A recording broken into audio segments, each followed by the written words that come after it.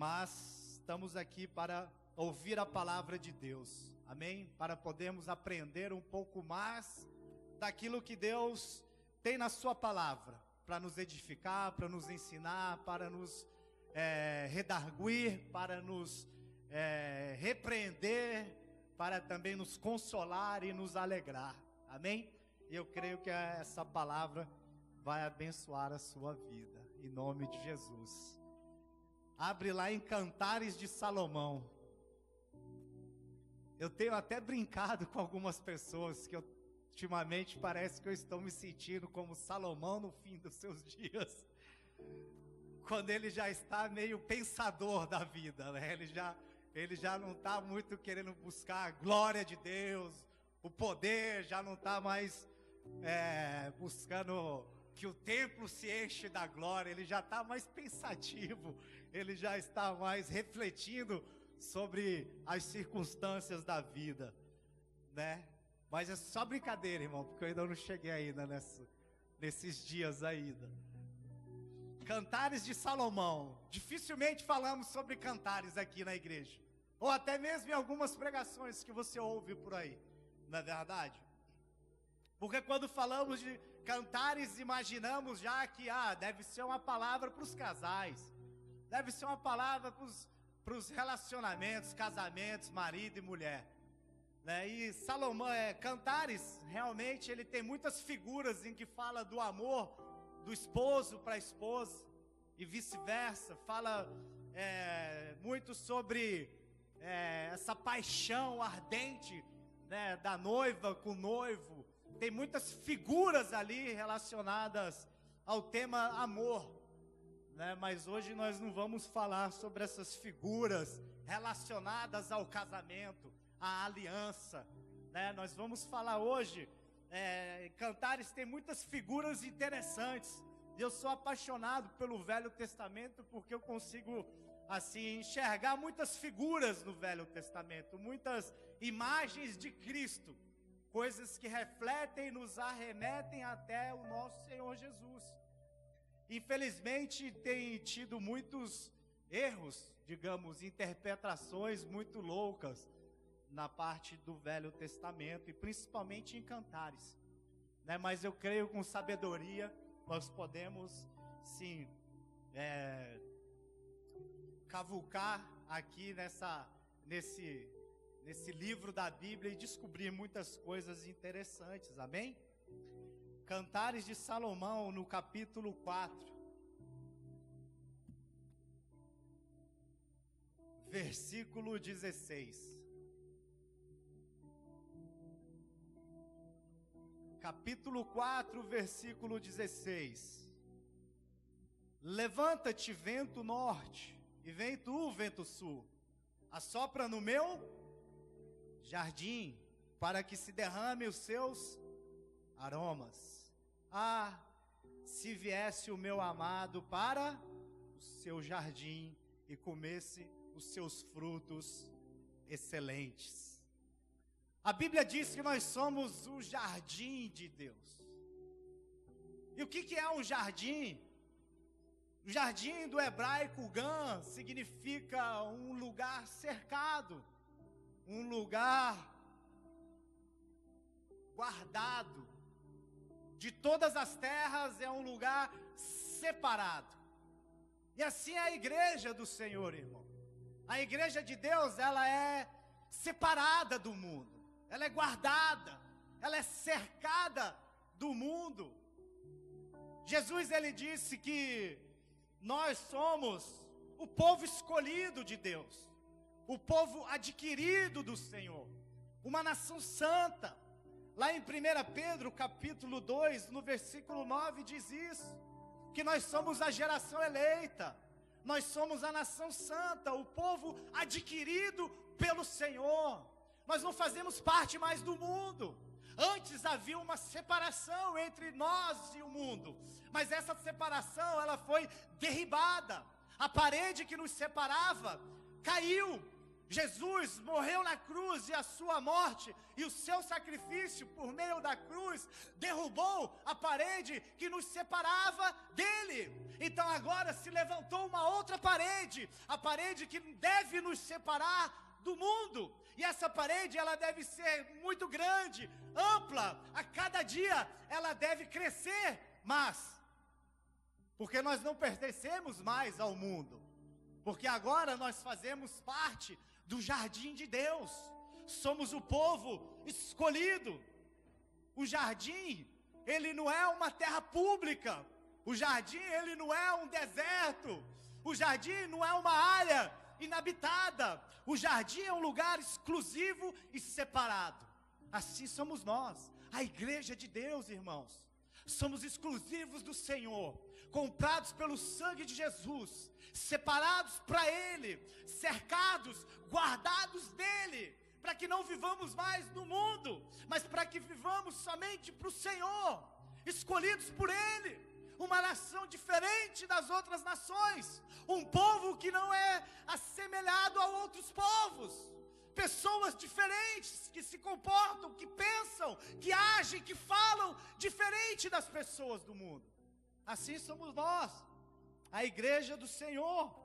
Assim como o marido deixa tudo, assim como o noivo deixa todas as coisas para se casar com a sua esposa, deixa para trás tudo, assim devemos ser nós, deixarmos tudo para trás, deixarmos e esquecermos de todas as coisas, assim como disse Jesus: vem e segue-me.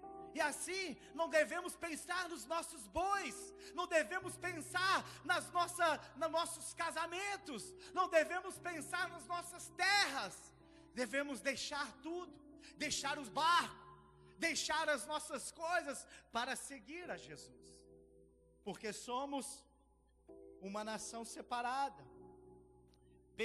pertencemos a Deus, a parede que nos separava caiu, e agora somos do Senhor, um povo exclusivo, uma terra separada, somos o jardim de Deus.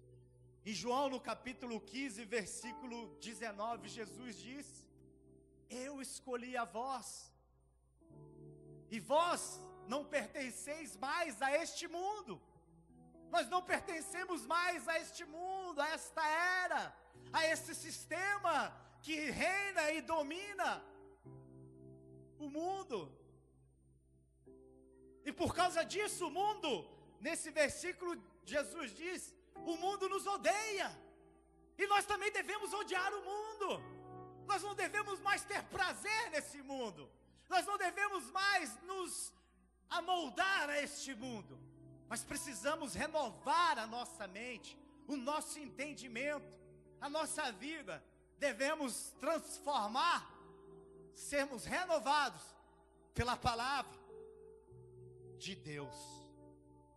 Não se conforme com esse mundo, irmão.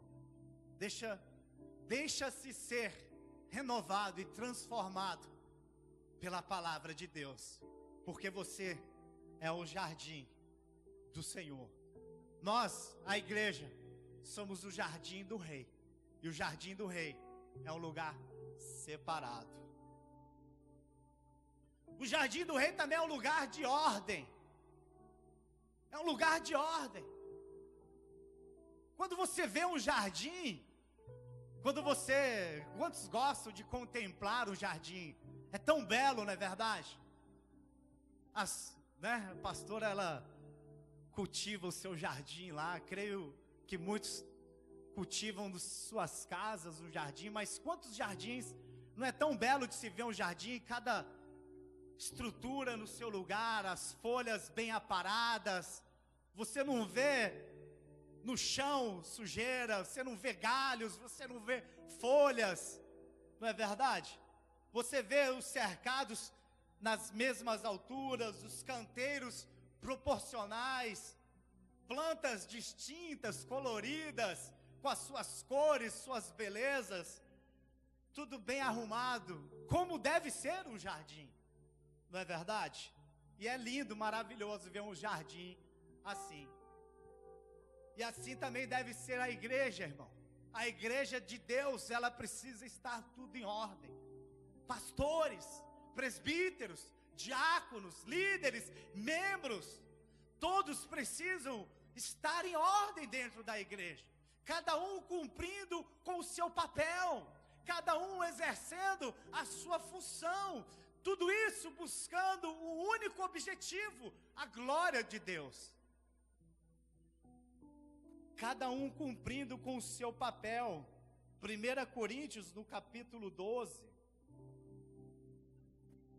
1 Coríntios, capítulo 12, versículo 12. Porque assim como o corpo é um e tem muitos membros, e todos os membros, sendo muitos, são um só corpo, assim é Cristo também. Pois todos nós fomos batizados em um Espírito, formando um corpo, quer judeus, quer gregos, quer servos, quer livres, e todos temos bebido de um Espírito. Porque também o corpo não é um só membro, mas muitos. Se o pé disser, porque não sou mão, não sou do corpo, não será por isso do corpo? E se a orelha disser, porque não sou olho, não sou corpo, não será por isso do corpo? Se todo o corpo fosse olho, aonde estaria o ouvido? Se todo fosse ouvido, onde estaria o olfato? Mas agora Deus colocou os membros no corpo, cada um deles como quis. E se todos fossem um só membro, onde estaria o corpo? Agora, pois, há muitos membros, mas um corpo. E o olho não pode dizer à mão, não tenho necessidade de ti, nem ainda a cabeça aos pés, não tenho necessidade de vós. Antes, os membros do corpo que parecem ser os mais fracos são necessários, e os que reputamos serem menos honrosos, a esses honramos muito mais, e aos que nós são menos decorosos damos muito mais honra, porque os que nós são mais honestos não têm necessidade disso, mas Deus assim formou o corpo, dando muito mais honra que tinha falta dela, para que não haja divisão no corpo, mas antes tenhamos os membros igual cuidado uns dos outros, de maneira que, se o membro padece, todos os membros padecem com ele, e se o membro é honrado, todos os membros se alegram com ele. Ora, vós sois o corpo de Cristo, e seus membros em particular. A uns Deus pôs na igreja, primeiramente apóstolos, em segundo lugar profetas, em terceiro doutores, e depois milagres, dons de curar, socorros, governos, variedades de línguas. Porventura, são todos apóstolos? São todos profetas? São todos doutores? São todos operadores de milagres? Têm todos os dons de cura? Falam todos diversas línguas? Interpretam? Portanto, procurai com zelo os melhores dons, e eu vos mostrarei um caminho mais excelente. Na igreja de Deus deve haver ordem, irmão. Mas a ordem que nós pedimos na igreja não é todos sentados no seu lugar, como se fossem corpos mortos dentro de um cemitério. Não é esse tipo de ordem que nós buscamos dentro da igreja, mas é uma ordem onde cada um possa cumprir com a sua função, desde os apóstolos, dos profetas, dos pastores, dos mestres, dos diáconos, dos líderes e dos membros, porque cada parte dentro do corpo de Cristo é necessário. Cada um tem uma função, tem um papel para exercer dentro da igreja de Deus, e tudo isso com ordem, todos trabalhando para uma única causa, a causa de Cristo, a causa de Cristo, de Jesus, para trazer o reino dele, para manifestar a graça e o amor dele. Nós não somos montes de tijolos, somos uma casa, irmão. Entenda isso, somos um templo, somos o lugar de habitação de Deus, A igreja é o templo do Espírito Santo, aonde Deus precisa passear e ver que no seu jardim as flores, os canteiros estão em ordem, bem arrumados, tudo aparado, tudo no seu perfeito lugar. Assim deve ser a igreja do Senhor, o jardim do Rei, porque aquilo que eu tenho, eu posso te dar, e aquilo que eu não tenho, eu recebo de você, e assim somos interdependentes, e não independentes, aonde eu vivo o meu evangelho sozinho, e eu não dependo de você. Esse não é o evangelho, essa não é a Bíblia, e não foi assim que Jesus nos ensinou. Creio que Jesus, se citasse, não seria essa a colocação, mas Jesus, ele não disse isso, mas eu creio que a igreja deve viver, é um por todos e todos por um. Isso daí não foi Jesus que disse, irmão. Isso daí era na série dos Três Mosqueteiros. Quem assistia essa série antigamente? Só os antigos aí, né? Só os antigos, os novos nem sabem o que é isso. Mas é um por todos e todos por um. Aonde eu luto por você e vocês lutam por mim. Aonde todos nós lutamos por você e você luta por todos nós. Assim deve ser o jardim. Tudo em ordem, cada um executando sua função, interdependentes, recebendo de você e dando para você. Todos lutando pela causa de Cristo, trabalhando com excelência, fazendo o nosso melhor. Fazendo o nosso melhor, irmão, para manter a ordem, para manter a graça. E principalmente, irmão, lutando com todas as nossas forças, trabalhando diligentemente, irmão, para que dentro da igreja não haja discórdia e nem confusão. Sabe por quê, irmão? Porque até nos melhores jardins da terra, às vezes algumas folhas caem, às vezes você encontra alguns gravetos no chão, às vezes aparece alguma sujeira, mas eu quero te pedir um favor: varre a sujeira, pega os gravetos e queima. Pega as folhas caídas no chão, coloca no lixo, irmão. Você entende? Você não precisa sair espalhando confusão, discórdia, fofocas. Você entende, irmão? Quando alguém pecar contra você, você vai lá com quietude, sabe, com amor no coração, e conversa com aquela pessoa, fala com ela, chegue-se até ela, pegue as folhas, recolha, não espalhe as folhas pelo chão da igreja, não suja o jardim, pega os gravetos e queima ele, porque Jesus, ele disse, irmão, e eu ouso a dizer mais uma vez para vocês: não olhe o graveto no olho do seu irmão, porque no seu tem um galho muito grande. Então, vamos tomar cuidado, para não julgarmos os nossos irmãos, para não acusarmos ou apontarmos para os nossos irmãos. Se ele errou, se ele pecou contra ti, cumpre com a palavra de Deus diz lá, em Mateus 18, versículo 15, que se o irmão pecar contra ti, vá lá você e conversa com o irmão, vá lá você e resolve com o irmão. E você não precisa fazer isso espalhando tudo. Quero pedir isso para você, igreja.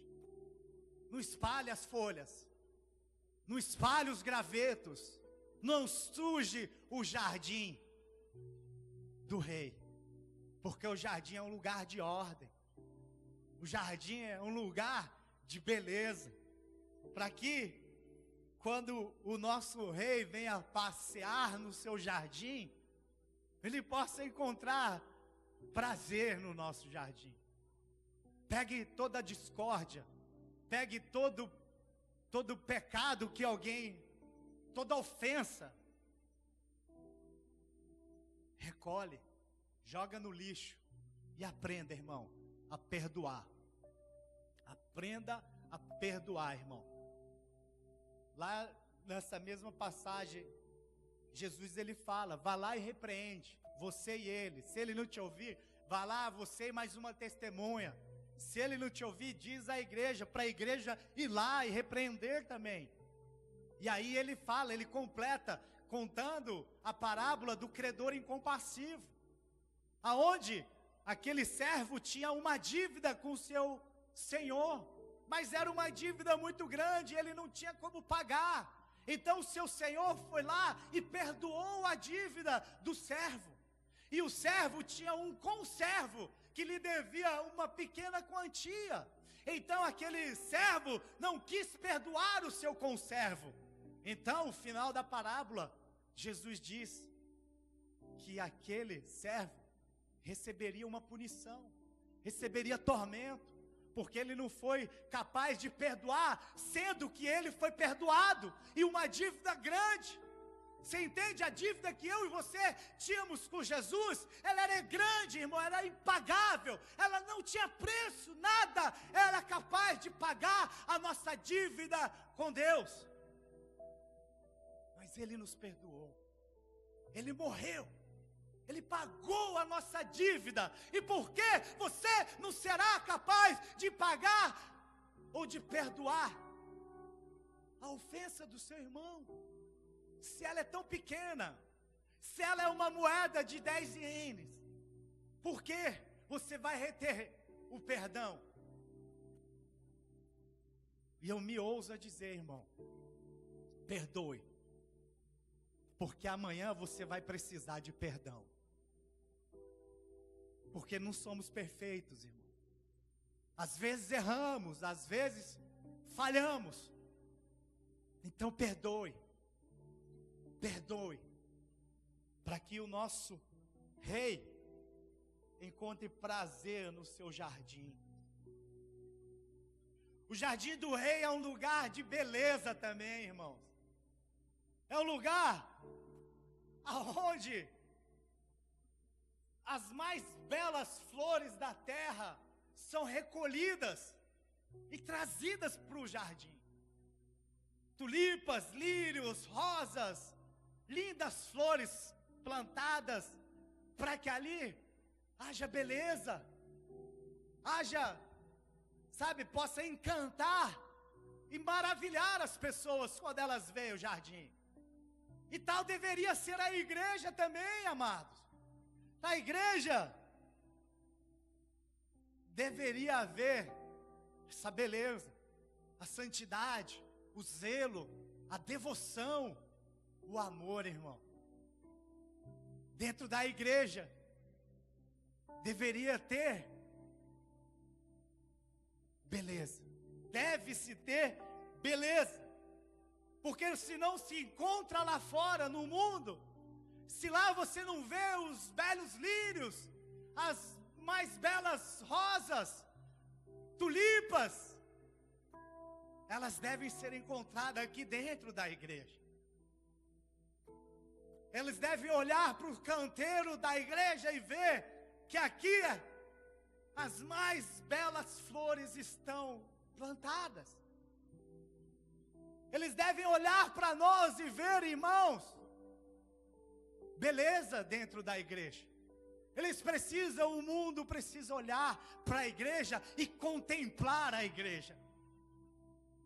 Mas eu temo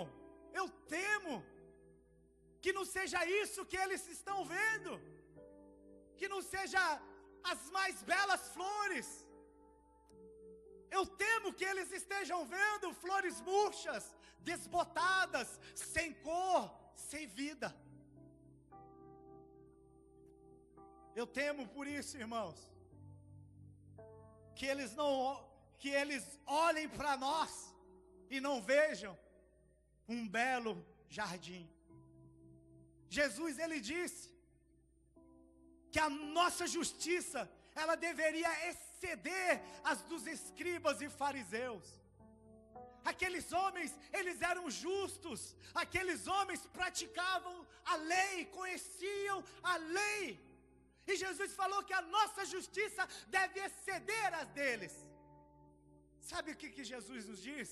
Que a nossa justiça, o nosso amor, a nossa devoção, o nosso zelo, a nossa generosidade, a nossa bondade deve exceder a do mundo, a dos maiores moralistas, das pessoas que se acham melhor e mais corretas. A nossa deveria exceder, passar a deles. Eles deveriam olhar e encontrar essa beleza dentro de nós, dentro da igreja dele. O mundo precisa ficar encantado, maravilhado, ao olhar para o jardim dele.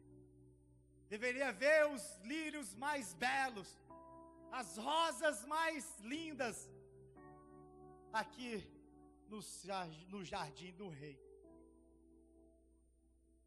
Para que pudéssemos, aqui do jardim, exalar um bom perfume. Porque belos lírios, belas rosas, belos lírios, eles exalam um agradável perfume, irmãos. Não é somente a beleza visual, mas também tem uma fragrância que é, entendeu? Destilada ao ar. E assim a fragrância da igreja, ela precisa, sabe, ser destilada ao mundo. Eles precisam sentir o suave aroma da igreja de Deus. Aonde nós passamos, aonde nós caminhamos, nós possamos exalar o bom perfume de Cristo. Eles precisam sentir o nosso cheiro a quilômetros, mas o cheiro de Cristo em nós, irmãos. Amém? O cheiro de Cristo em nós, irmãos. O bom perfume de Cristo.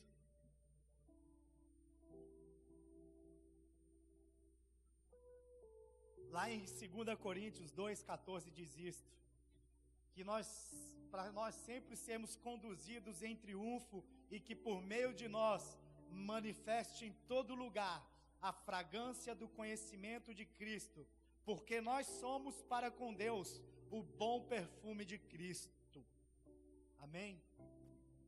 Jardim do Senhor deve haver beleza, fragrância, um cheiro inigualável, beleza que não se encontra no mundo. Aqui deve haver na igreja de Cristo. O jardim do rei também é um lugar de crescimento, irmão. Porque imagina você um floricultor que cuida muito bem do seu jardim. Como que ele poderia imaginar que a sua terra é boa se depois de tantos anos cultivando-a, ele não encontra frutos, ele não encontra rosas, lírios, ele só vê sementes, brotos e grãos? Como que ele poderia achar que aquela terra é boa? Quando você planta alguma coisa, você espera que ela cresça, produza, dê frutos. E assim também, irmão, na igreja de Deus deve haver crescimento. Quando nós somos introduzidos, quando nós entramos na igreja e começamos a participar da comunhão do corpo de Cristo, nós precisamos produzir frutos. Nós não somos introduzidos na igreja para permanecermos para sempre como bebês e crianças. Nós somos chamados a um crescimento. Nós somos chamados para produzir frutos para o rei. Tal deveria ser um jardim. Ele precisa produzir. A semente, ela não pode permanecer para sempre como um broto, uma semente. Ela precisa germinar, ela precisa crescer e dar frutos, irmãos. a igreja também precisa deixar de ser criança e bebê. Assim como o Senhor Jesus Cristo crescia na graça e no conhecimento, assim a igreja, ela precisa crescer na graça e no conhecimento da palavra. Lá em Efésios, capítulo 4, versículo 13, Paulo diz: todos devemos chegar à unidade da fé e do pleno conhecimento do Filho de Deus, a perfeita varonilidade, à medida da estatura da plenitude de Cristo, para que não sejamos como meninos, agitados de um lado para o outro, levados ao redor de todo vento de doutrina, pela artimanha dos homens, pela astúcia com que induzem ao erro, mas, seguindo a verdade em amor, cresçamos em tudo naquele que é a cabeça, Cristo, de quem todo o corpo, bem ajustado, consolidado pelo auxílio de toda junta, segundo a justa cooperação de cada parte, efetua o seu próprio aumento para a edificação de si mesmo em amor. Nesse texto vemos bem claro que há uma expectativa de Paulo de que aquela igreja, ela deveria crescer, ela deveria deixar de ser criança, bebê, criança, menino, deveria chegar à estatura de varão, de homem, que compreende a palavra, que é experiente nas coisas de Deus, que suporta os trancos, as pancadas da vida, que é madura.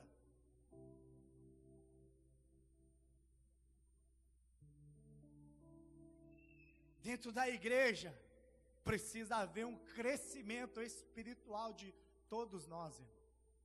Nós precisamos crescer espiritualmente. Podemos permanecer para sempre como criança, como bebês. Jesus disse lá em João capítulo 15, versículo 16, que Ele escolheu cada um de nós.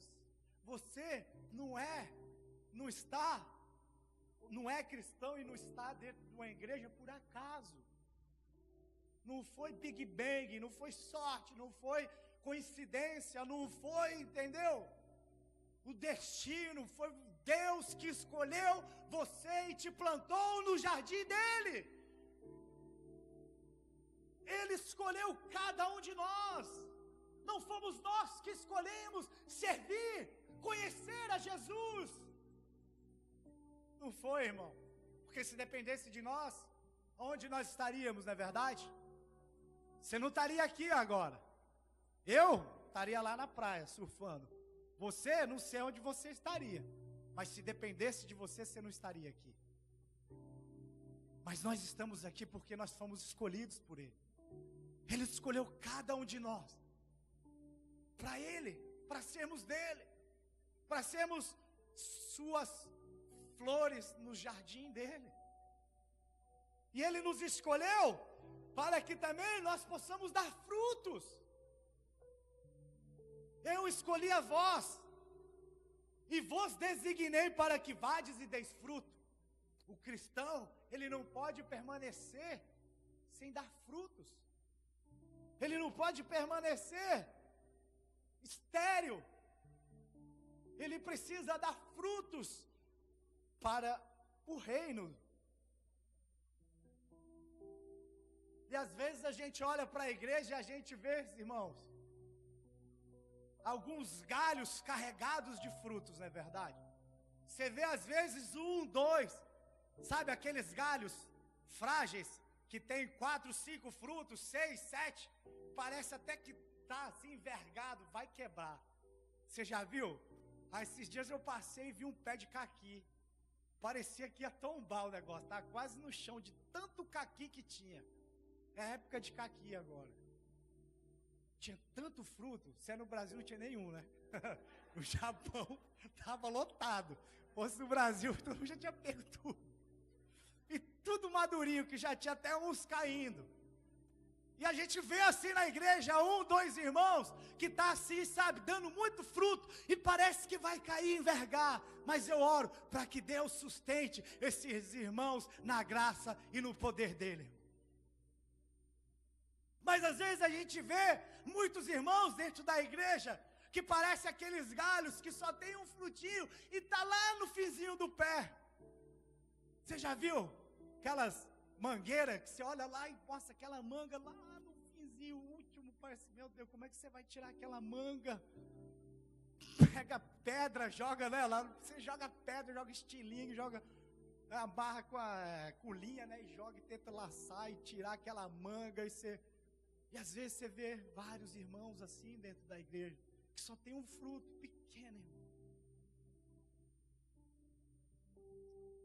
Mas assim como aquele profeta, o servo do profeta, ele olhou para aquela nuvem, viu uma pequena nuvem, e depois ela se transformou numa grande chuva. Eu também espero que esses irmãos possam, desse pequeno fruto, produzir uma grande colheita para o irmão, para o nosso Deus. Possa produzir muitos frutos para o nosso Deus.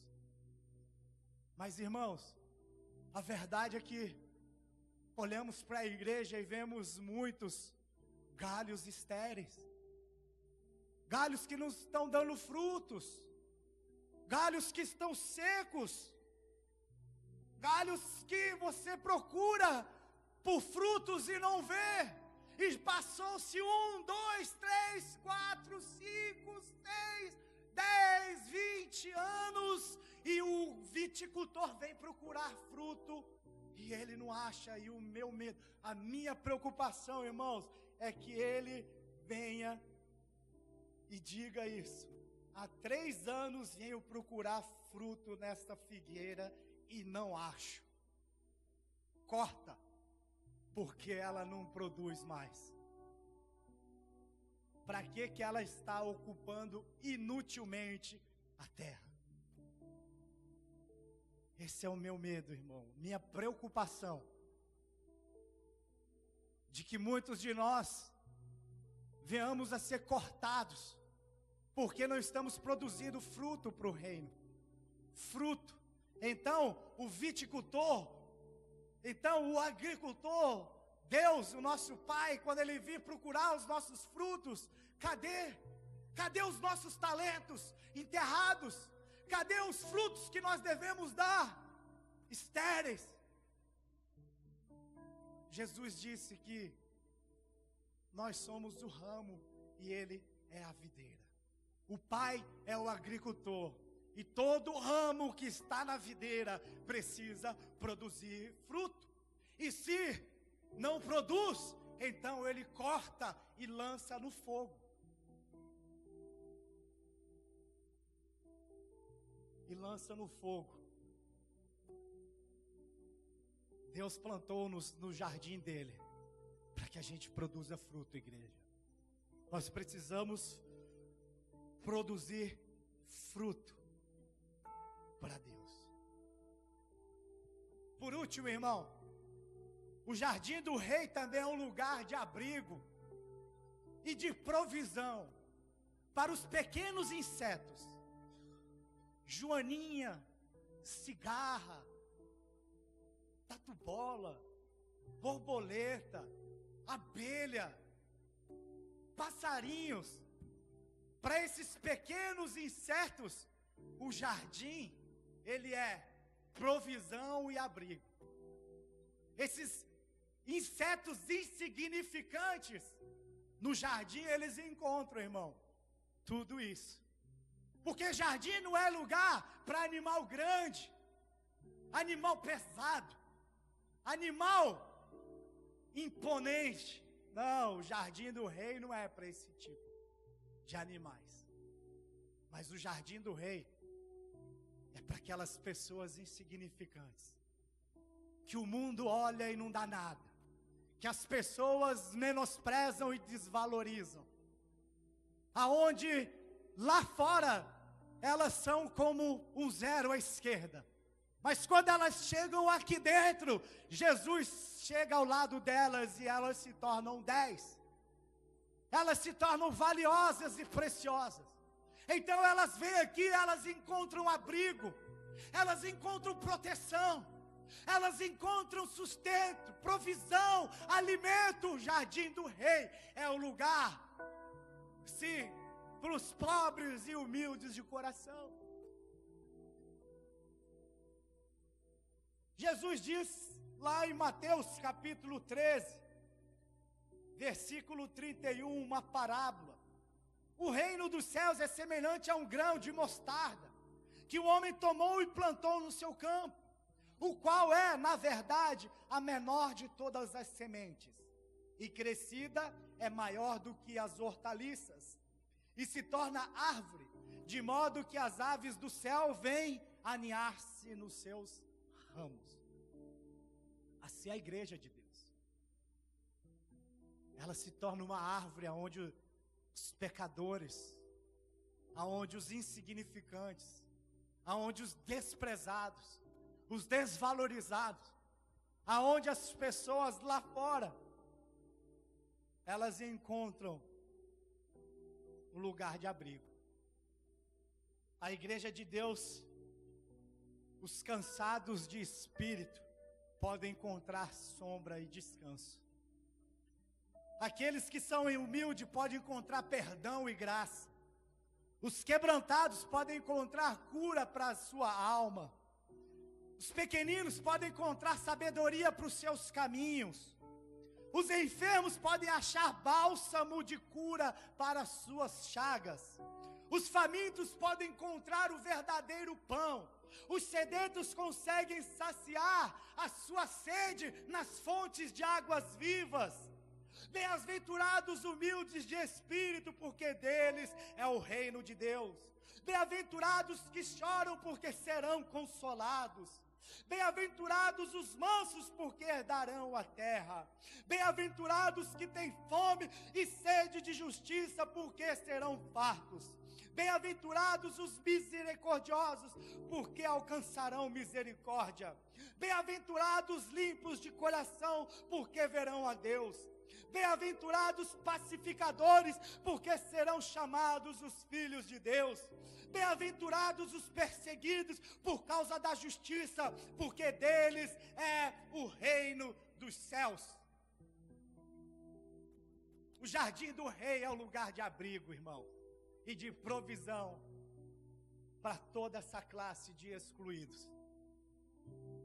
Talvez um dia nós estávamos nessa classe. Graças a Deus, agora pertencemos ao jardim do rei. A igreja, ela é o jardim do rei. Não é o meu jardim, não é o jardim do pastor Akira, não é o seu jardim. A igreja, ela é o jardim de Deus, porque ela foi comprada com o sangue de Jesus. Quem morreu na cruz e comprou cada um de nós, a igreja, foi Jesus. Foi o sangue dele que foi derramado lá na cruz. Foi ele que padeceu por cada um de nós, sofrendo as nossas chagas por causa dos nossos pecados. Foi ele que foi moído. Foi ele que foi esmagado, pisado, humilhado. Então o jardim não é nosso. O jardim é do rei, pertence a ele. Ele escolheu esse lugar, essa pequena igreja, para ser o jardim dele, para refletir a sua glória, beleza, para que haja ordem, para que haja, entendeu, provisão, abrigo, para que no jardim nós sejamos separados das outras terras, e não sejamos como terra não cultivada, como deserto, um matagal, ou terra pública. Ele nos escolheu para ele. Somos o jardim do rei. Amém? Ele batalhou por cada um de nós. Ele batalhou pelas nossas vidas. Mas, irmão, O que um jardim necessita? O que um jardim necessita? Todo jardim ele precisa de chuva e sol. Todo jardim ele precisa do Espírito Santo e do favor de Deus. Toda a igreja ela precisa que o orvalho do Espírito seja derramado e que o sol da justiça brilhe os seus raios de amor, irmãos. O jardim ele precisa de chuva e de sol. Porque sem chuva e sem sol, o jardim não se torna belo, não produz fruto, não cresce, não mostra sua beleza. E graças a Deus temos tido isso abundantemente, irmãos. Dentro da nossa igreja, dentro desse jardim, temos tido o favor de Deus, amém? Temos tido a graça do Espírito Santo, o orvalho do Espírito tem sido derramado, por causa das tuas orações, por causa das nossas orações, porque temos orado, e Deus tem derramado o favor sobre nós, tem brilhado o sol da justiça, o favor de Deus, a sua chuva, semana após semana, tem regado o nosso jardim, e ele tem crescido belamente, aleluia e glória a Deus. Por isso não vamos deixar de orar, irmão. Não vamos deixar de pedir que Deus derrame a chuva seródia, as primeiras chuvas e as últimas chuvas, para que do nosso jardim sempre seja regado, que o nosso jardim sempre se torne um manancial, para que o nosso jardim sempre tenha o seu rio, o rio de águas vivas, o rio do Espírito Santo. E esse rio ele flui sobre as nossas vidas, irmão, sobre a igreja, é o rio do Espírito Santo. Jesus ele disse no último dia da festa, na festa do Pentecostes, ele diz na festa da Páscoa, ele disse no último dia, que aquele que crer em mim, rios de águas vivas fluirão do seu interior. Quando nós orarmos, quando nós buscarmos, esse rio ele vai fluir de dentro de nós. Essa chuva, ela vai ser derramada. Essa água, ela vai, transbordar dentro de nós, ela vai nos encher, irmãos. Vamos orar pelos rios, vamos orar pela chuva seródia, pela chuva que rega o jardim do nosso Rei. Aleluia.